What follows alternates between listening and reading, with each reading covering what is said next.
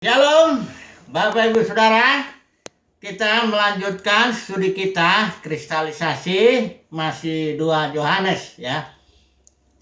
Kemarin kita sudah bahas mengenai penatua, konteks Yohanes. Kita tahu penatua di sini tidak memiliki otoritas seperti para penatua dalam konteks komunitas Petrus maupun komunitas Paulus. Karena dalam komunitas Yohanes kita tahu gereja sudah jatuh ya karena ajaran Jebel, Bileam dan Nikolaus, sehingga di sini Rasul Yohanes sebagai penatua, rasul juga, tapi pelayanannya tidak kepada satu jemaat tertentu atau menjadi penatua di satu jemaat tertentu. Tapi Rasul Yohanes melayani satu katakanlah region, wilayah Asia Kecil, provinsi, dan dia tidak punya otoritas ya terhadap seluruhnya. Dia hanya beberapa. Kalau di sini ibu dan anak-anak berarti keluarga lah yang menerima Rasul Yohanes sebagai penatua. Dan kalau di 3 Yohanes nanti kita melihat itu Gaius ya. Ada Demetrius juga yang baik, tapi Diotrephes itu tegas-tegas menentang, bahkan mengucilkan tim yang diutus oleh timnya Yohanes ya.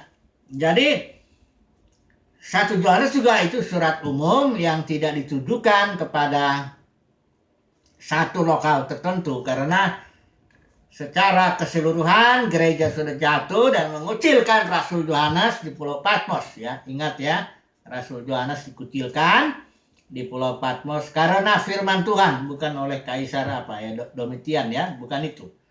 Dia dikucilkan karena firman Tuhan, karena memang gereja sudah jatuh sesuai dengan yang dinubuatkan atau yang dikatakan oleh Paulus, bahwa oleh karena beberapa para penatua ya dengan ajaran palsu menarik murid-murid kepada diri mereka sendiri. Baik, jadi kemarin kita sudah bahas mengenai saling mengasihi ya, karena terkait dengan soal mengucilkan ini Rasul Yohanes mengingatkan supaya kita saling mengasihi. Nah, hari ini kita akan bahas 2 poin menyambung yang kemarin, bahwa kita harus hidup dalam kebenaran, itu satu. Yang kedua nanti dikatakan di sini terkait dengan penyesat, antikristus dikatakan di sini, bahwa kita harus jangan berkoinonia dengan mereka. Nah, mari kita melihat dulu yang pertama ini ya, hidup dalam kebenaran ya. Saya bacakan aja dulu aja, lebih bagus ya, pasal 1 ayat 1 sampai 3 ini. Dari penatua kepada ibu yang terpilih dan anak-anaknya yang benar-benar aku kasihi, bukan aku saja yang mengasihi kamu, tetapi juga semua orang yang telah mengenal kebenaran. Oleh karena kebenaran yang tetap di dalam kita dan yang akan menyertai kita sampai selama-lamanya. Kasih karunia, rahmat dan damai sejahtera dari Allah Bapa dan dari Yesus Kristus Anak Bapa akan menyertai kita dalam kebenaran dan kasih. Berkali-kali ini diucapkan ya, istilah kebenaran. Ini bahasa Yunaninya aletheia, kata benda. Kebenaran itu realita. Ya. Realita ini adalah apa adanya sesuatu, ya. Nah, saudaraku, kalau ini lawannya ya, apa adanya sesuatu atau kebenaran atau realita ini lawannya ini ilusi ya, atau simbol. Bukan hakikatnya ya. Karena apa adanya sesuatu ini, realita ini, kita butuh roh untuk bisa memahami realita atau kebenaran ya. Dikatakan dalam sebelum Tuhan Yesus di malam terakhir, kamu akan, roh kebenaran itu akan menerima roh yang akan memimpin kamu ke dalam seluruh kebenaran. Harus ada the spirit of reality agar kita bisa mengenal kebenaran, mengenal apa adanya sesuatu, apa adanya Tuhan itu, apa adanya dunia ini, apa adanya manusia, dan apa adanya segala sesuatu lah. Karena kalau tidak ada roh kebenaran, kita tidak tahu, kita salah menilai, kira-kira begitulah ya. Kita melihat sesuatu padahal itu bukan hakikatnya. Jadi apa istilahnya itu ya? Melihat sesuatu yang sebenarnya bukan itu. Kita nggak bisa mengetahui sesuatu apa adanya kalau tidak ada spirit of reality. Saya beri contoh begini aja dalam soal ibadah lah. Memang dalam perjanjian lama keselamatan itu hanyalah berupa simbol. Hukum Taurat bukanlah berisi keselamatan itu. Dia hanya menyampaikan sesuatu ya sebagai simbol, katakanlah sebagai gambaran, sebagai bayangan. Dia menyatakan sesuatu keselamatan yang nanti di depan sana. Karena Musa juga disuruh membuat kemah suci. Dia melihat ada contoh, ada realita yang di atas gunung itu. Realita daripada ibadah itu sebenarnya yang di alam dimensi rohani itu, dimensi sorgawi. Ya, Yesus itu adalah I am the reality, kata Yesus. Dan dia pelayanannya adalah pelayanan realitas. Di dalam dimensi sorgawi. Sementara yang di dalam dimensi jasmani ini hanya simbol. Maka ketika Yesus, orang Samaria ini, perempuan Samaria, yang bicara dengan Yesus soal ibadah itu, orang Samaria ini, perempuan Samaria bilang, kamu bilang ibadah itu mesti di Yerusalem. Sementara kami di Gunung Gerizim, ya. Yesus bilang, udah ada saatnya dan sudah datang sekarang. Orang yang beribadah harus beribadah dalam realita, dalam roh dan kebenaran, dalam roh dan apa adanya sesuatu, bukan lagi dalam simbol. Kalau di Yerusalem itu simbol saja. Jadi di sini Rasul Yohanes ini mengungkapkan ya bahwa kita harus hidup di dalam realita. Ibadah juga di dalam realita. Ya, jangan di dalam simbol-simbol atau gambaran-gambaran gitu ya. Tapi dalam realita. Nah, untuk ini kita butuh spirit of reality itu untuk mengungkapkan kepada kita, memimpin kita ke dalam seluruh kebenaran. Nah, persoalannya kalau dalam konteks Yohanes ini, gereja sudah jatuh dalam arti tidak hidup lagi di dalam realita.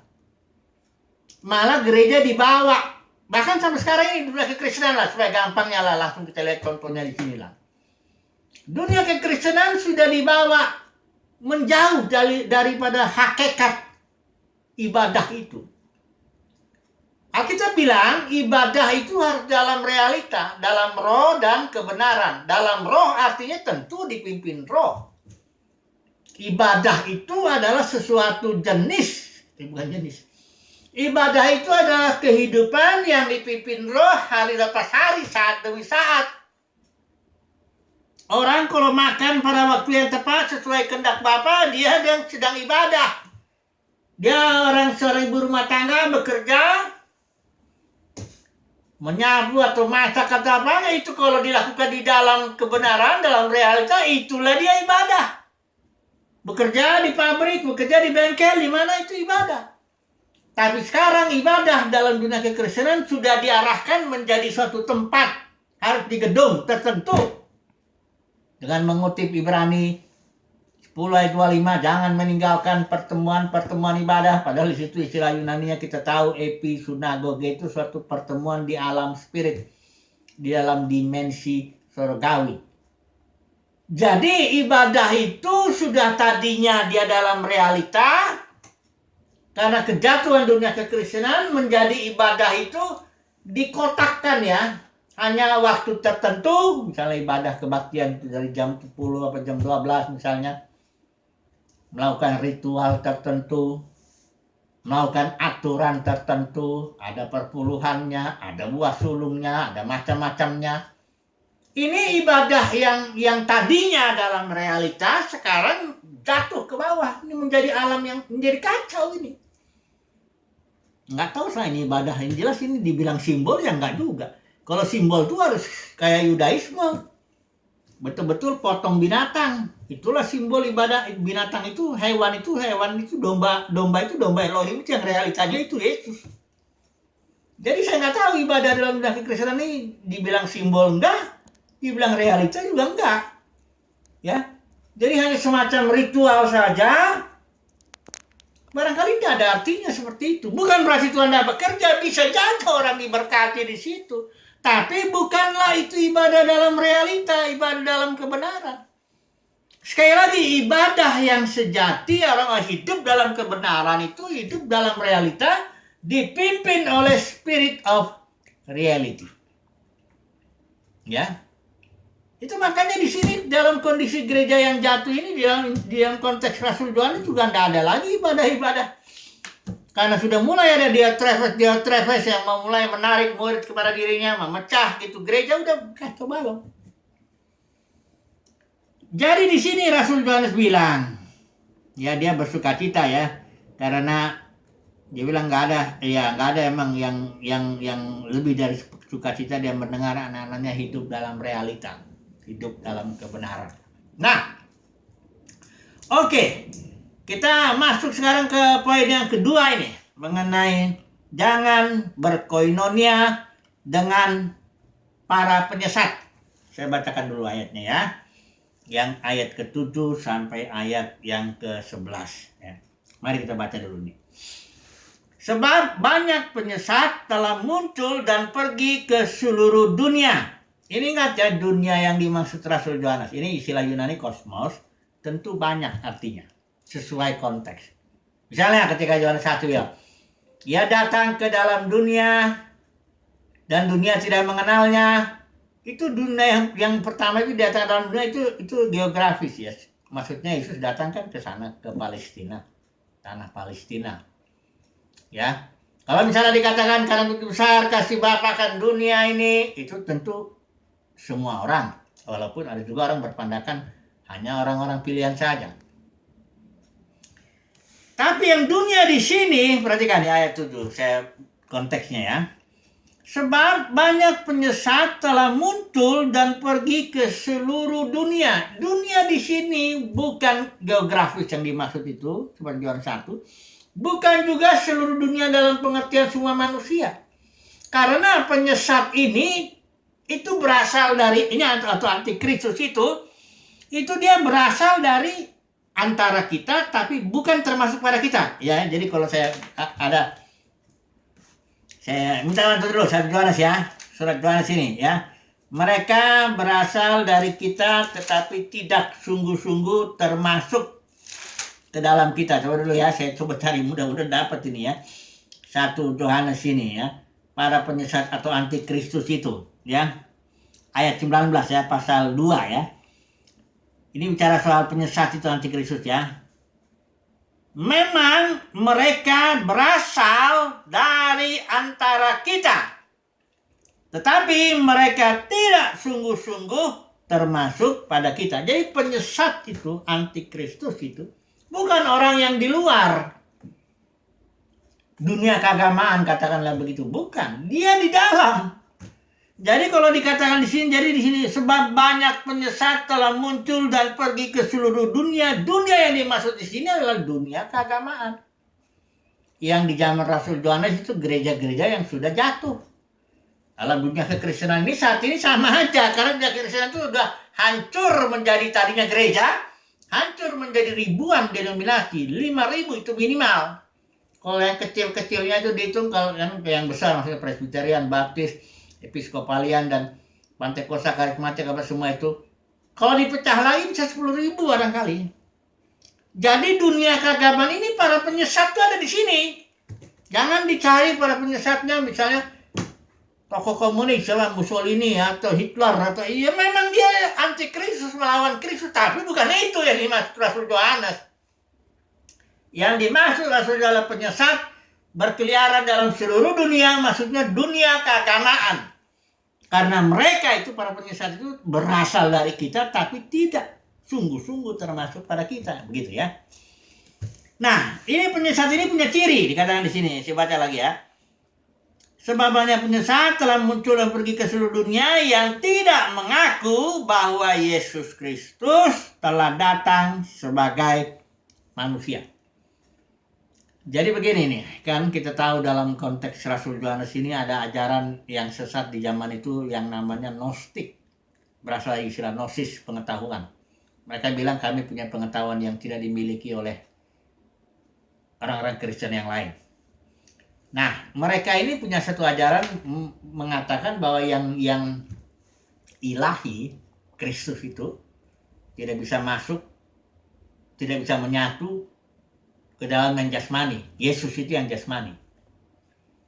Jadi mereka menyangkal bahwa Yesus adalah Kristus, itu mereka menyangkal. Berikut mereka menyangkal Yesus Kristus menjadi manusia.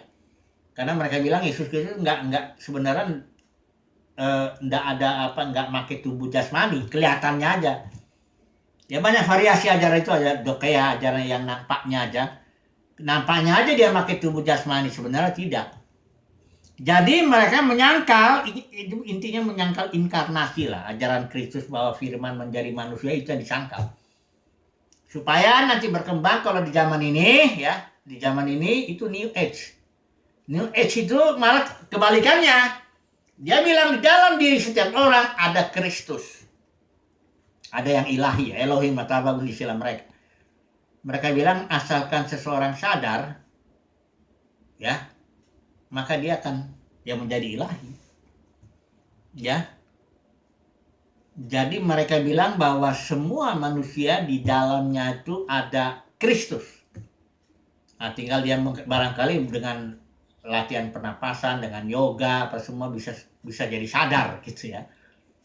Kesadarannya yang jadi bertumbuh, dia sadar bahwa di dalamnya ada potensi ilahi. Nah, ini semuanya ajaran anti Kristus, menyesatkan. Karena begini, ini yang dikasih inilah ya, Yesus Kristus datang sebagai manusia.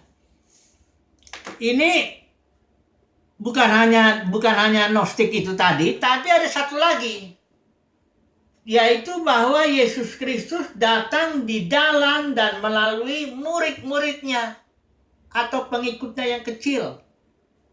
Ya, karena Yesus tidak membedakan dirinya dengan pengikutnya yang sejati. Saya beri contoh. Saulus waktu dia menganiaya gereja, Yesus bilangnya dari surga begini, "Mengapa Saulus, Saulus, mengapa engkau menganiaya aku?"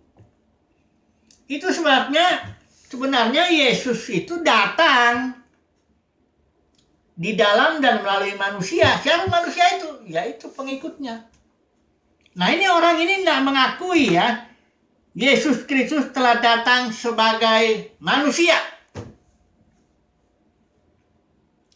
Ini bisa juga boleh menyangkal Christ in you. Dia nggak percaya Christ in you. Artinya orang-orang ini, penyesat ini, selalu mengarahkan ajarannya kepada hal-hal yang lahiriah jadinya. Tidak fokus kepada Christ in you, kepada hal-hal batinnya. Kalau dalam dunia kekristenan sekarang ini yang sangat materialistis, katakan begitu ya. Ajarannya, teologinya sudah sukses begitu, yang duniawi. Seolah-olah secara tidak langsung menyangkal Kristus ada di dalam Christ in you itu. Menyangkal Yesus ada di dalam dan melalui manusia itu. Disangkal itu. Jadi dengan cara apa menyangkalnya? Dengan cara membuat umat Tuhan mengarah kepada hal-hal jasmani. Ibadah tadinya itu dalam roh, ya, mengikuti pimpinan Christ in you di dalam, sekarang diarahkan kepada gedung, peraturan, program-program, organisasi, uang, ya, perpuluhan lah, bawaslu lah, apa semuanya jadi diarahkan yang tadinya di dalam, diarahkan keluar. Ini penyesat. Inilah yang sama saja dia menyangkal Yesus Kristus telah datang sebagai manusia atau Christ in you, itu disangkal. Padahal Christ in you, the hope of glory. Kristus dalam diri kita itu sebenarnya pengharapan kemuliaan, tapi itu disangkal sehingga umat Tuhan tuh fokusnya keluar. Sorganya itu pun diajarkan sorga suatu tempat jasmani atau tempat geografis tertentu. Di sana kita nyanyi terus-menerus, padahal kita bilang the kingdom of God is within you. Ini penyangkalan, Bapak Saudara. Penyangkalan Yesus Kristus datang sebagai manusia. Ya. Ini dalam kekristenan ini dikatakan di sini, dalam kekristenan yang merajalela lah ya, yang begini. Emang sih harus ada apalah ya, pengurapan dalam batin yang bisa membedakan ini. Kadang-kadang sulit, namanya juga penyesatan. Kalau penyesatan beda banget sama aslinya, yang palsu beda banget sama yang asli, ya enggak. Kalau orang bikin uang palsu kan dia akan bikin semirip-miripnya dengan uang asli supaya orang ketipu. Ya. Jadi jangan pikir bahwa penyesat itu akan membuat sesuatu yang sama sekali berbeda dengan yang aslinya, enggak. Ibadah yang menyesatkan itu adalah ibadah yang membuat umat Tuhan mengarah kepada hal-hal lahiriah. Ya, sementara ibadah sejati itu dalam roh dan realita kebenaran itu kan. Oke lah, sebagai kesimpulan, penutup aja langsung dulu lah ya. Yang kata di sini ada peringatan, jangan kamu menerima dia dalam rumahmu, jangan memberi salam, jangan berkoinonia dengan orang-orang seperti itu, penyesat. Ini Rasul Yohanes tegas ini bilang, karena dia bilang kalau orang itu memberi salam kepadanya, dia mendapat bagian dalam perbuatan sesatnya itu, yang jahat itu. Maka jangan berfellowship ya. Oke, sebagai penutup ini ya, dia dikatakan di sini koinonia, ini emang tetap semua surat Yohanes itu intinya emang koinonia, fellowship. Dia ingin berfellowship, berbicara berhadapan muka supaya sempurnalah sukacita kita. Puji Tuhan, haleluya. Ini surat 2 Yohanes, nanti besok kita akan sambung surat 3 Yohanes. Haleluya. Amin.